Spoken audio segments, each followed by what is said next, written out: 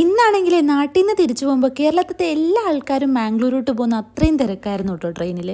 പിന്നെ ജസ്റ്റ് ഒരു 1 hour travel മാത്രമല്ലേ ഉള്ളൂ, അതുകൊണ്ട് അത്രക്കൊന്നും ക്ഷീണിച്ചിട്ടൊന്നുമില്ല. ക്ഷീണില്ലെങ്കിൽ എന്താ, വിശപ്പുണ്ടല്ലോ അല്ലേ. കുറച്ച് ഡേയ്സ് മുന്നേ ഫുഡ് അങ്ങോട്ട് ഇറങ്ങുന്നില്ല എന്നായിരുന്നു എൻ്റെ പരാതി. പക്ഷെ വീട്ടിൽ പോയപ്പം എല്ലാം സെറ്റായി ഗൈസ്. ഇപ്പം നല്ല വിശപ്പുണ്ട്, നല്ലോണം കഴിക്കുന്നുണ്ട്. പിന്നെ ട്രെയിൻ ഇറങ്ങിയിട്ട് ഒന്നും നോക്കിയില്ല, നേരെ എൻ്റെ ഫേവറേറ്റ് സ്പോട്ടായ കൊച്ചിൻ വില്ലേജിലോട്ട് പോയിട്ടോ.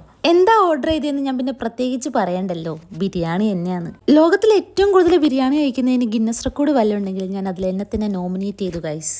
ബിരിയാണി കണ്ടപ്പോൾ തന്നെ മനസ്സിലായിട്ടുണ്ടാവും, വലുതായിട്ട് അങ്ങോട്ട് വെന്തിട്ടില്ല. പക്ഷെ ടേസ്റ്റ് ഒന്നും കുഴപ്പമില്ലായിരുന്നു, നല്ലതായിരുന്നു. വെന്തിട്ടില്ലെങ്കിൽ എന്താ, എല്ലാം കഴിച്ചിട്ടുണ്ട് കേട്ടോ. പിന്നെ ഒരു 2 ഗ്ലാസ് ചായ അങ്ങ് വേണ്ടി കാത്തിരിക്കുകയാണ് ഗൈസ്. ലാസ്റ്റ് ബസ് KSRTC എന്നൊക്കെ പറയുന്നത്.